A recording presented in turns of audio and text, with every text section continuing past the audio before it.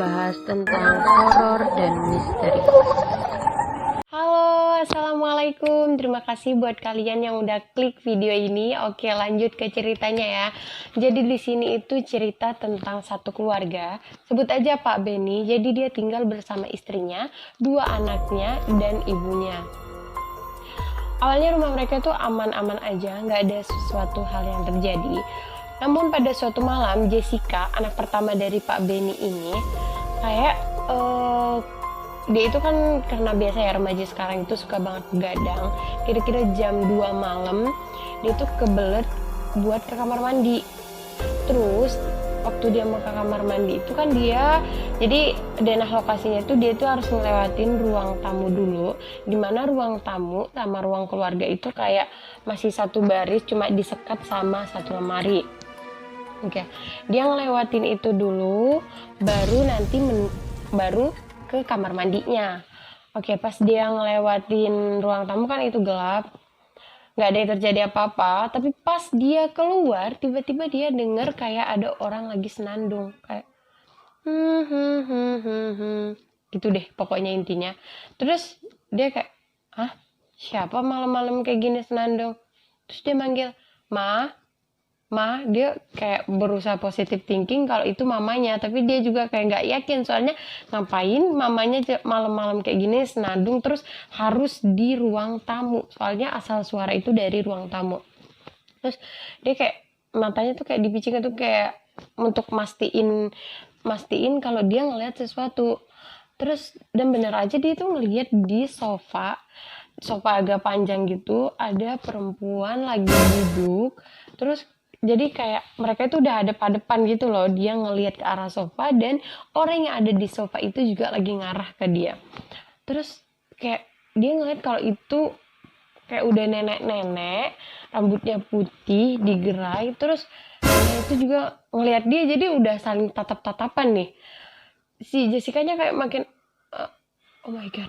Dia ngelihat soalnya nenek itu kayak pucet, terus sambil senyum ke dia.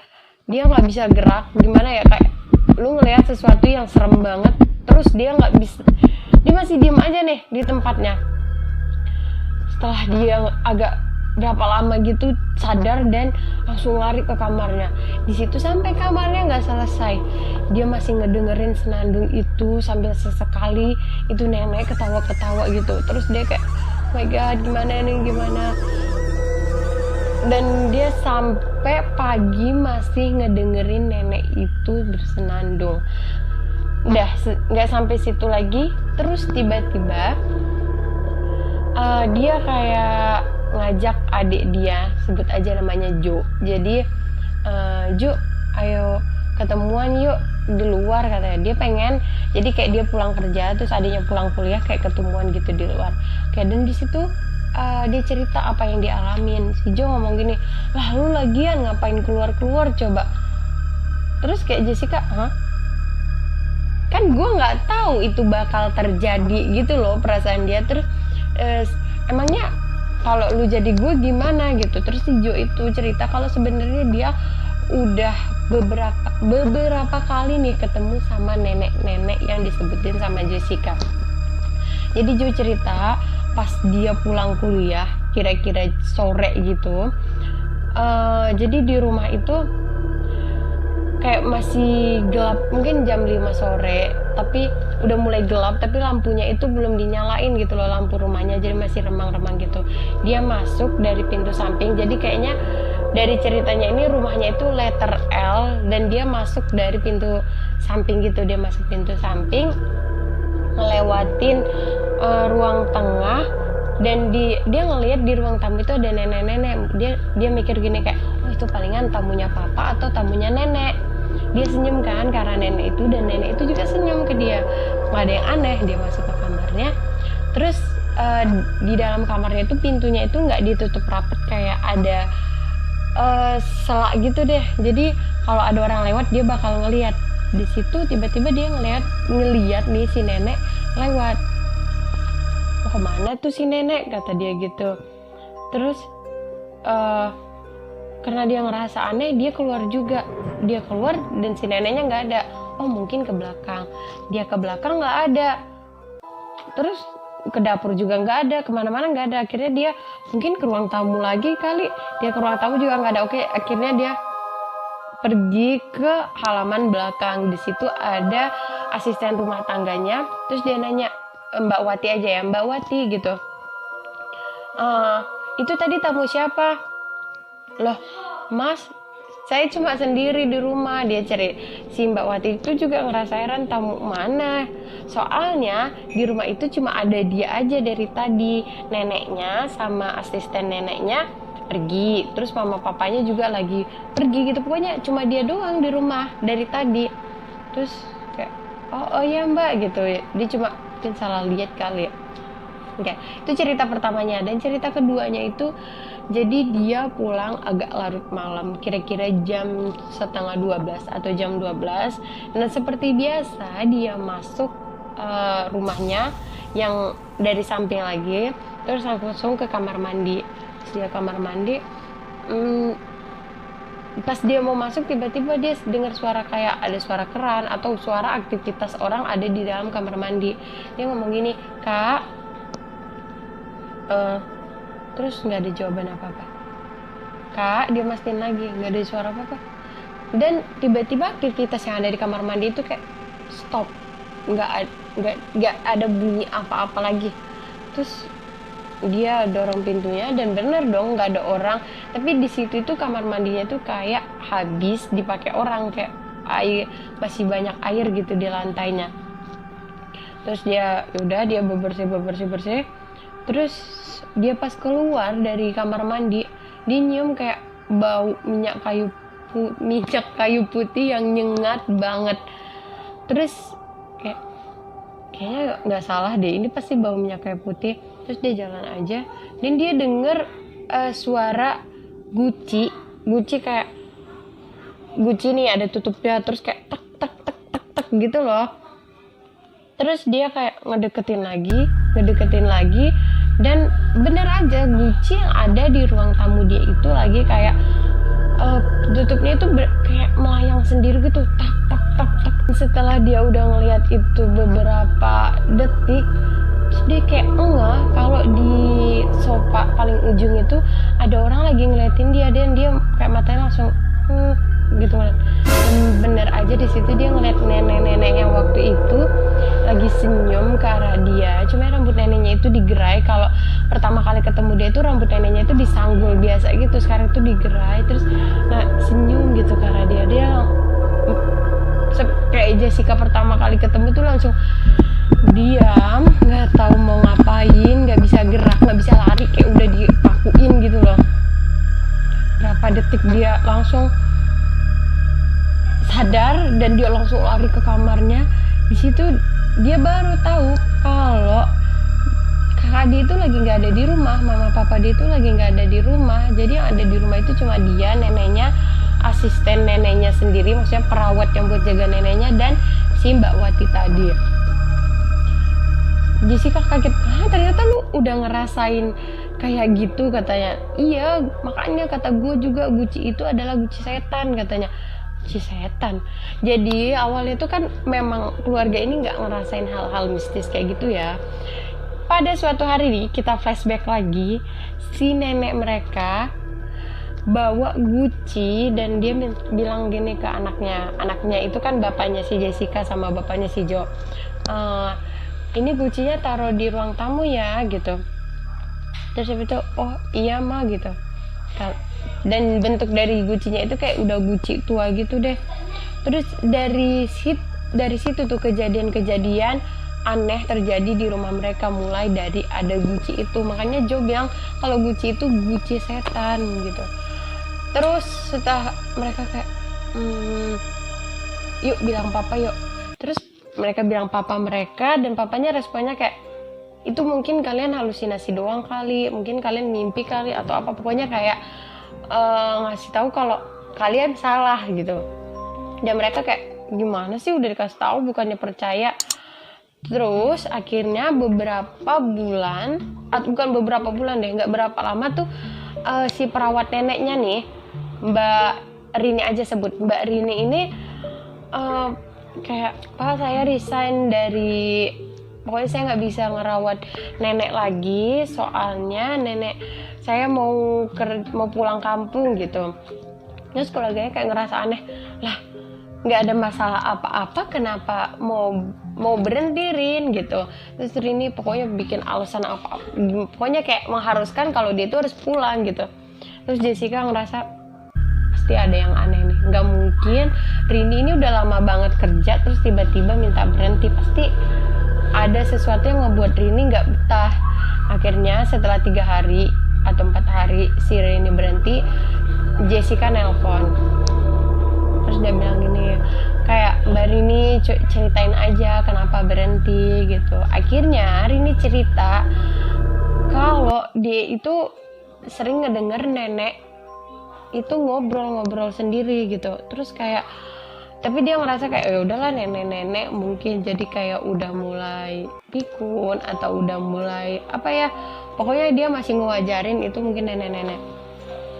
Terus neneknya ini sering ngomong kayak gini ke si Rini, Rin siapin minum nih, ini Yona, ini Yona mau kamu, ini Yona mau minum. Jadi kayak seakan-akan si neneknya ini punya tamu yang nama tamunya ini Yona. Karena Rini sering ngedenger itu, dia cuma senyum-senyum aja. Sampai pada suatu hari si Rininya ini lagi beberes kamar. Terus pas dia lagi beberes kamar, dia dengar si neneknya ini mulai ngobrol-ngobrol. Ya biasa aja, bener-bener biasa gitu. Terus tiba-tiba ada yang nyautin obrolan si nenek. Kalau nggak salah nih obrolannya gini, aduh aku senang banget Yon kamu ada di sini. Terus ada yang jawab gini, iya aku juga senang Yes. Soalnya nama neneknya ini Yesi ya, nama neneknya ini Yesi. Terus dia kayak kaget, itu suara siapa gitu. Yang jawab, iya Yon, iya Yes aku juga seneng. Itu siapa? Itu bukan suara Wati, itu bukan suara orang rumah. Akhirnya dia ngelihat kayak ini pintu. Terus dia tuh kayak ngintip gitu, itu siapa gitu. Dan dia ngelihat di situ ada nenek-nenek, dan nenek-nenek itu pucat, tapi mereka tuh kayak ngobrol-ngobrol santai sama neneknya sih. Terus si nenek bilang gini, Rin, ini loh teman aku Yuna yang sering aku ceritain ke kamu, kata dia gitu. Terus sini samperin, kata si Rini. Cuma senyum doang gitu, kayak dia udah takut juga tapi dia senyum doang. Dan itu dia diemin tuh, nggak kenapa-napa.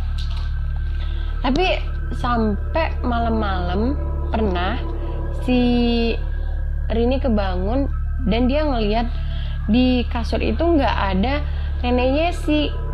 Dia langsung mikir, aduh kemana nih nenek gitu. Terus dia keluar, dia cari-cari, dan di situ dia ngeliat nenek Yesi lagi ngobrol sama nenek Yuna yang dia lihat kemarin. Dan nenek Yuna itu tampangnya itu bukan kayak nenek-nenek biasa, tapi udah yang nenek-nenek setan gitu loh, yang udah pucat, yang rambutnya digerai, terus matanya kayak motot gitu. Terus dia kayak bingung gitu mau ngapain. Akhirnya dia datang, disamperin, terus dia bilang gini ke nenek Yesi, Nek, ini udah malam, yuk tidur yuk gitu. Terus si nenek Yesinya ngomong, aduh gimana sih Rin, ini teman aku si Yuna lagi ngobrol juga, ayo Nek besok aja, sekarang udah malam, yuk tidur yuk. Dan di situ nenek yang katanya namanya Yuna itu ngeliatin Rini kayak melotot gitu, kayak ngapain sih ngeganggu ibaratnya gitu. Terus si Rini berani ngepapah si neneknya sih buat ke kamar. Di situ nenek Yuna itu terus ngeliatin dia dengan tampang seram. Dia udah, si Rininya tuh kalau nggak salah itu sampai nangis gitu loh saking takutnya. Terus si Yesi bilang gini, ya udah ya Yun, aku mau tidur dulu. Dia dibawa sama Rini si nenek Yesi ke kamar, dan di situ dia ngerasa kayak nggak kuat lagi nih buat kerja di sini. Itu deh alasan kenapa si Rini berhenti. Dan nggak berapa lama Wati, asisten rumah tangga mereka, juga minta resign. Di situ keluarganya kayak, aduh kenapa sih orang-orang pada mau pergi gitu. Terus sampai akhirnya mereka bilang gini, please Wati jangan berhenti, dan si Wati kayak oke, aku nggak berhenti asalkan udah nggak nginep di sini lagi. Jadi kayak pulang balik aja, kayak pagi datang terus nanti sore balik. Dan di situ Jessica juga nebak ini pasti karena nenek-nenek itu lagi. Sampai udah di akhir tahun 2017 itu si nenek Yesinya meninggal gitu. Terus setelah neneknya meninggal, nggak tahu kenapa tiba-tiba si bapaknya itu dengar kalau dia tengah malam kebangun nih, Pak Benny. Terus dia dengar kayak ada dua nenek-nenek lagi ngobrol, dan dia kenal itu kalau itu suara mama dia. Dan neneknya sih manggil gini, Benny sini nih, mama mau ngomong gitu. Dia kayak oh my god, mama kan udah meninggal, dia gitu. Dan setelah kejadian itu dia ngajak keluarganya ngumpul, terus itu di situ dia cerita apa yang dia alamin. Terus Jo kayak, makanya Pak udah aku bilang kalau Guci itu adalah Guci setan, dia ngomong. Terus ya udah sekarang kalian coba tanyain itu Guci berasal dari mana. Terus kan mereka ingat kalau nenek Yesi ngomong kalau itu tuh Guci berasal dari nenek Fatma aja ya, sebut nenek Fatma. Dan nenek Fatma itu masih ada di daerah gang gitu, masih di gang yang sama gitu, di komplek yang sama mereka. Akhirnya mereka temuin, dan di situ itu mereka ketemu anak dari nenek Fatma itu. Dia cerita, iya sih sebenarnya waktu Guci itu ada di rumah ini, nenek Fatma juga sering ngobrol-ngobrol sendiri, kayak ada teman ngobrolnya juga gitu. Tapi semenjak Guci itu udah pindah ke tempat kalian ya, nenek Fatma kayak orang normal, nggak pernah ngobrol-ngobrol sendiri lagi. Dan akhirnya mereka tahu kalau ternyata Guci itu adalah tempat debu orang. Jadi nenek Yesi, nenek Fatma, sama ada satu lagi nenek Yuna. Jadi nenek Yuna ini udah meninggal, terus jasadnya itu dibakar dan abunya itu ditaruh di dalam guci. Gucinya itu adalah guci yang sekarang berada di rumahnya Pak Benny. Jadi kayak mereka ngerasa kalau oh jadi nenek-nenek yang kemarin itu adalah nenek Yuna yang sering nenek mereka ceritain gitu loh. Terus sampai akhirnya mereka memutuskan mungkin ya itu si Guci dikeluarin dari rumah itu. Udah cukup sekian. Tapi gini, aku tuh bangga banget, salut sama persahabatan mereka. Mereka sahabatan bertiga sampai mereka nenek-nenek, sampai ajal menjemput mereka. Itu keren banget. Oke, sekian ceritanya. Assalamualaikum warahmatullahi wabarakatuh. See you di video-video selanjutnya.